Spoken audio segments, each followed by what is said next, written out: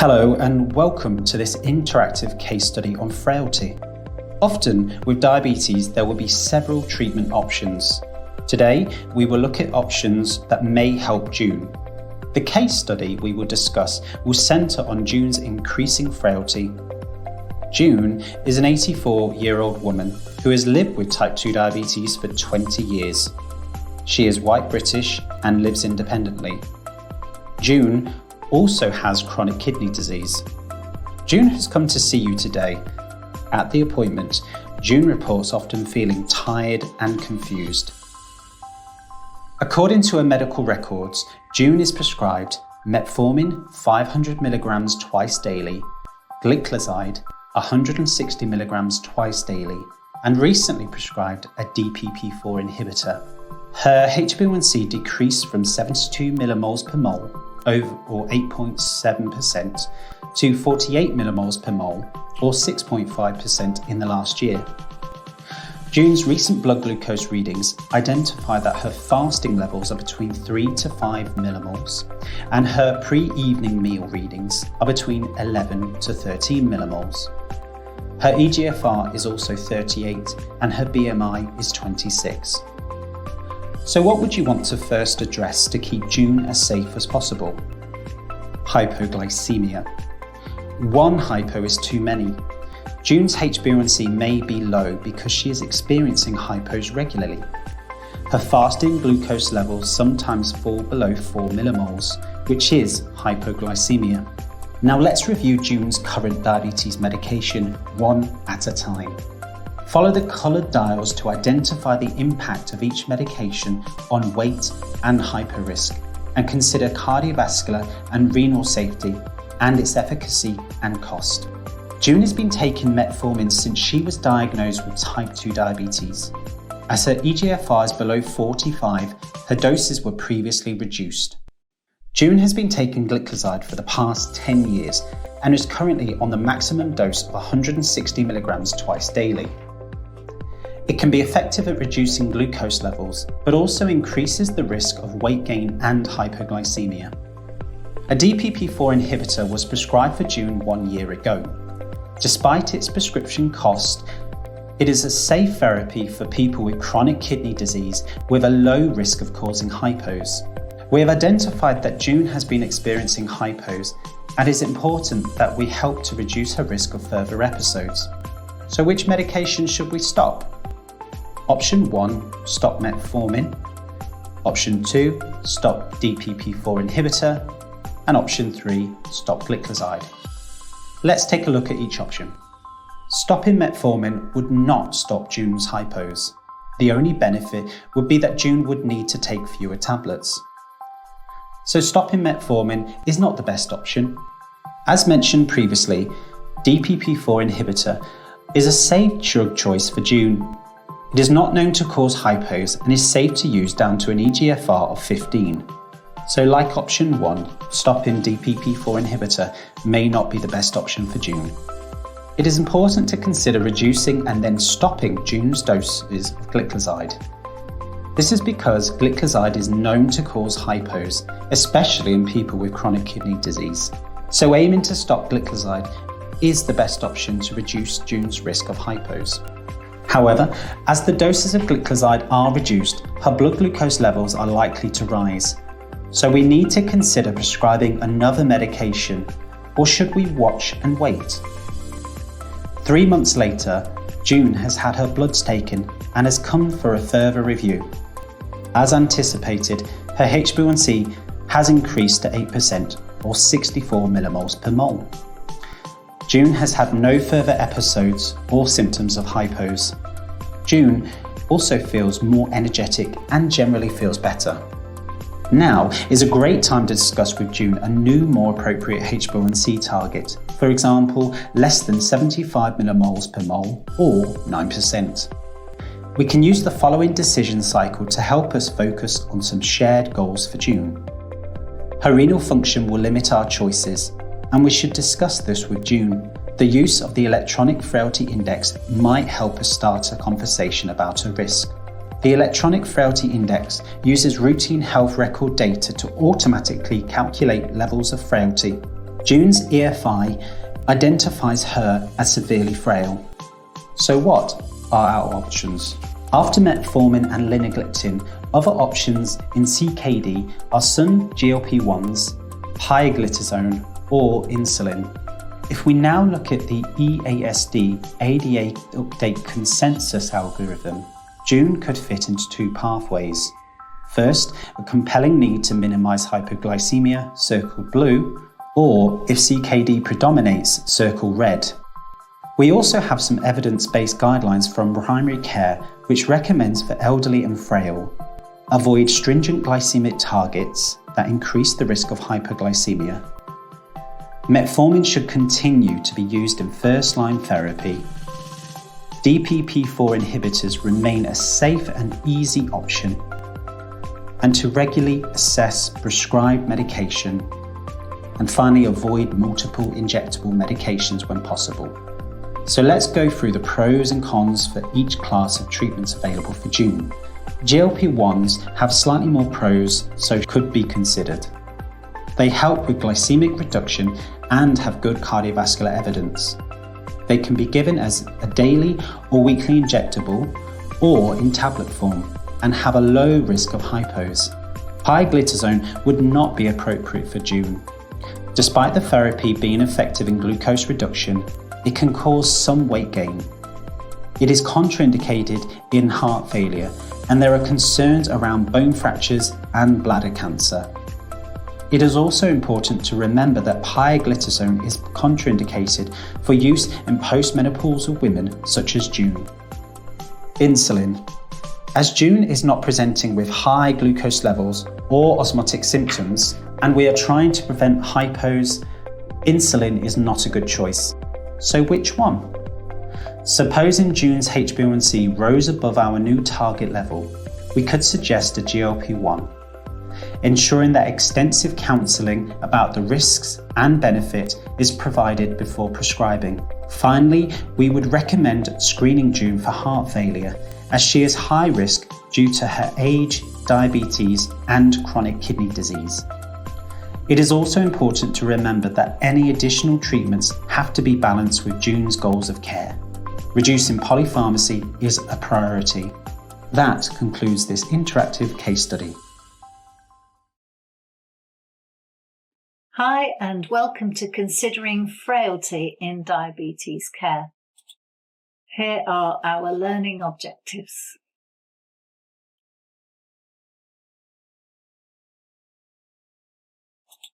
It's a real blessing that here in the UK, many people get old. The 85 plus age group is the fastest growing age group and is set to double in the next 20 years and treble in the next 40 years. Diabetes prevalence has also been on the increase, with numbers of people diagnosed with type 2 doubling over the past 20 years. Although we're sadly seeing an increase in diabetes amongst young people, the highest prevalence is amongst the older generation, 60 to 80-year-olds. 1 in 5 people over the age of 65 have diabetes. People living with diabetes may have an earlier onset of aging. Aging syndrome symptoms include pain, falls, incontinence, weight loss and low body mass index, dizziness, sensory impairment and malnutrition. They commonly affect middle-aged and older people with diabetes, contributing to morbidity and functional disability. So how can we reduce possible adverse outcomes for older people living with diabetes? In this session, we'll look at frailty, multimorbidity, polypharmacy and deprescribing. Why, what and how to deprescribe. Diabetes is rarely a lone ranger. Only 6% of people with diabetes just have diabetes. 77% of patients with type 2 diabetes have more than one comorbidity. All comorbidities are more prevalent in patients with type 2 diabetes, especially older people and those most socially deprived. The most common are myocardial infarction, heart failure and depression. And in addition, Cardiovascular disease, osteoarthritis, hypothyroidism, anxiety and respiratory conditions are highly prevalent in comorbidities in people with type 2 diabetes, all adding to the risk of frailty. The key principles when reviewing a multimorbid patient are to assess the disease and the treatment burden. How many different medications have been prescribed? Is there evidence of a prescribing cascade? That's pills for pills. Establish patients' goals. What is important to them? And focus on these goals together. Focus on function, mental health and pain. These are our priorities and they improve people's quality of life. And address polypharmacy, which leads us nicely on to our next point.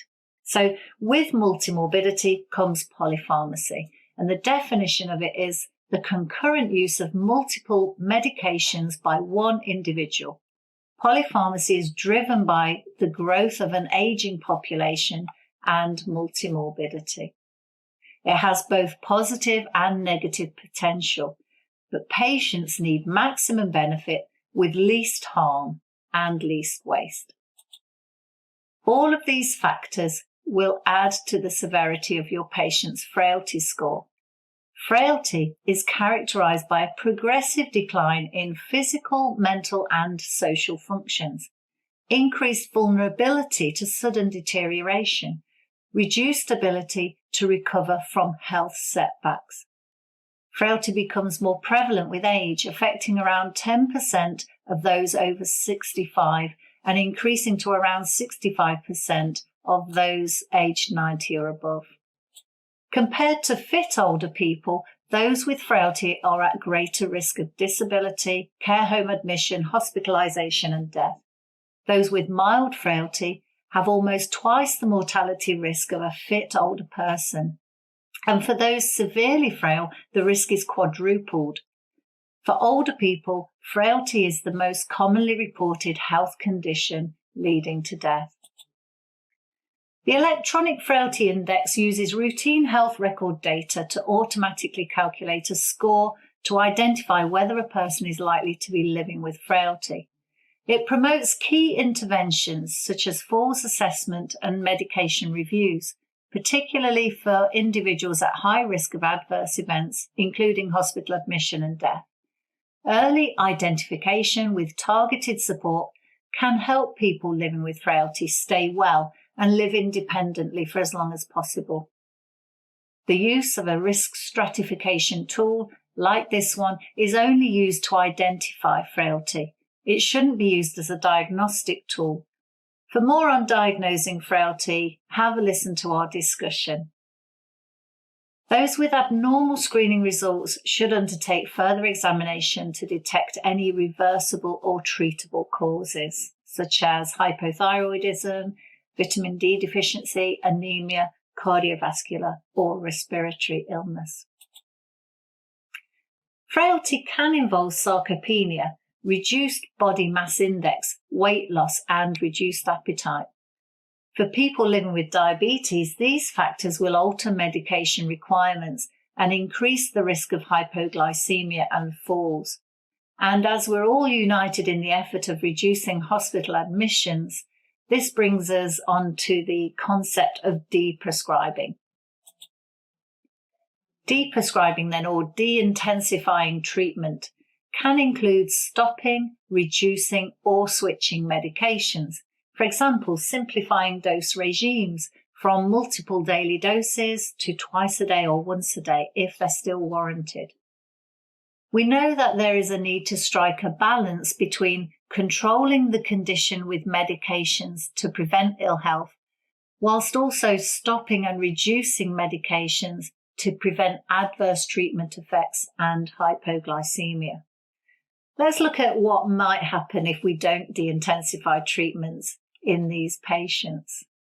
More emergency ambulance call-outs, unplanned admissions with falls and fractures, adverse outcomes, mortality and unnecessary prescribing costs. We're used to striving to reach the 3 treatment targets, aren't we? Blood pressure, lipids and glucose. But as frailty increases, our targets and objectives for our patients change, and our prescribing and treatments need to be regularly reviewed. NICE Hypertension Guidelines say that people with multimorbidity or frailty should have this taken into account when deciding how to treat them. So what are we aiming for in these patients? The treatment target blood pressure remains the same at less than 140/90, but less than 150/90 for those aged 80 or above. The lipid treatment target, as there's no too low, stays the same. So that's total cholesterol of 4 in those people at risk, and that's everyone with diabetes. According to NICE Guidance 181, consider people aged 85 or older to be at increased risk of cardiovascular disease because of age alone. Consider atorvastatin 20 milligrams, as statins may be of benefit in reducing the risk of non-fatal myocardial infarction, and be aware of factors that may make treatment inappropriate. And lastly, the treatment target for HbA1c. Always this will need to be individualised, but as a guide we can follow the QOF indicators of 75 or less with moderate or severe frailty, and 59 or less without moderate or severe frailty. Hypoglycemia is the most common side effect of insulin and sulfonylurea therapy because of their modes of action. So unlike other glycemic treatments, they prevent glucose from rising rather than lowering blood glucose concentrations. Although hypo risk is greater with insulin and sulfonylureas, all glucose-lowering therapies have potential to cause hypoglycemia, especially in combination and especially in patients with chronic kidney disease. But their risk is low, whereas with insulin and sulfonylureas, the risk is high. So therefore, review. Can you withdraw, reduce, or substitute gliclazide for a safer option? And insulin, can you simplify the regime or substitute a human NPH insulin or mixed insulin for a safer long-acting analogue or biosimilar? Severe hypoglycemia risks injury, harm, and serious adverse outcomes. For example, cardiovascular events and arrhythmias. Disease progression, including worsening of retinopathy, kidney disease, or neuropathy. All of these obviously affecting people's quality of life. Falls and fractures are common. Cognitive decline and dementia may worsen, and there is increased risk of mortality.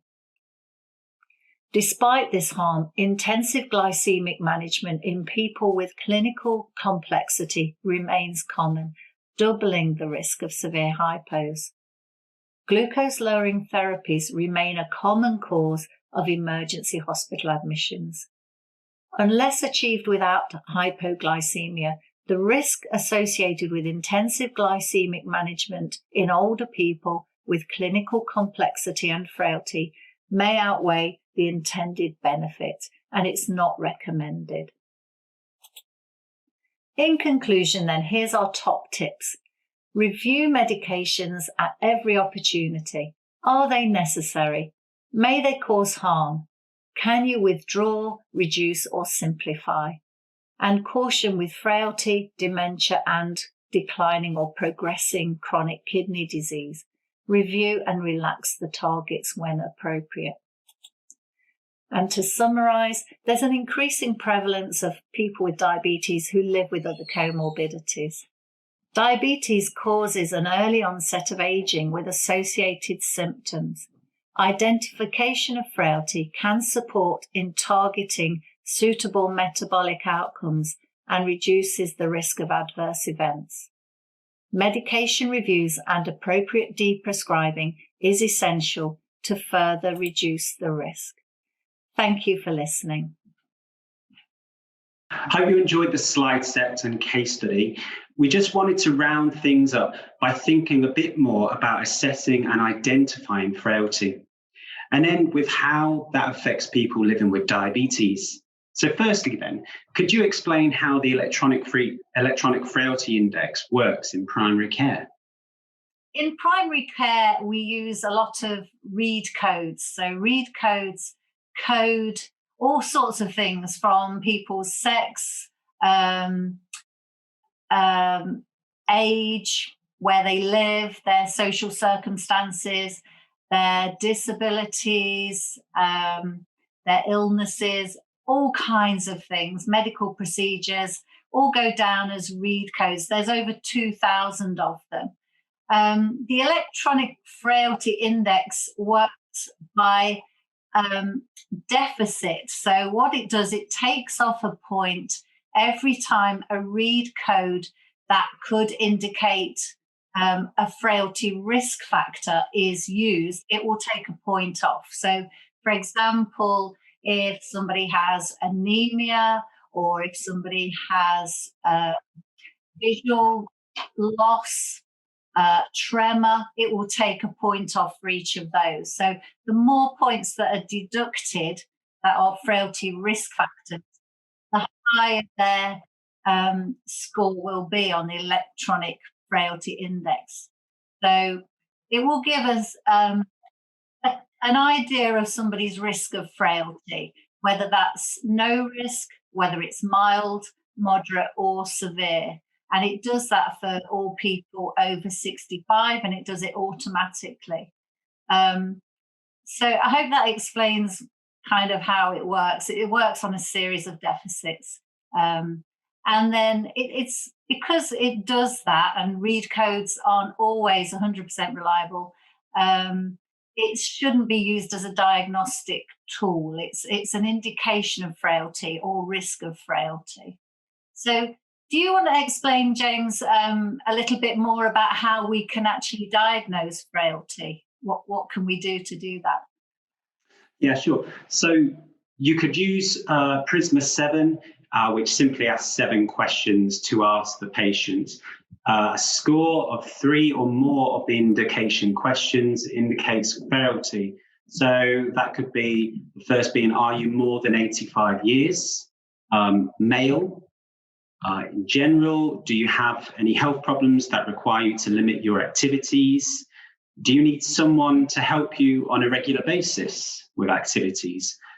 In general, do you have any health problems that require you to stay at home? In a case of need, can you count on someone close to you? Do you regularly use a stick, walker, or wheelchair to get about to help you mobilize? Good, thank you. That's really clear. So there's another really simple test that we can use that's a bit more practical, and that is the gait speed test. So all you need for this test is a long corridor, so it can be done in primary care.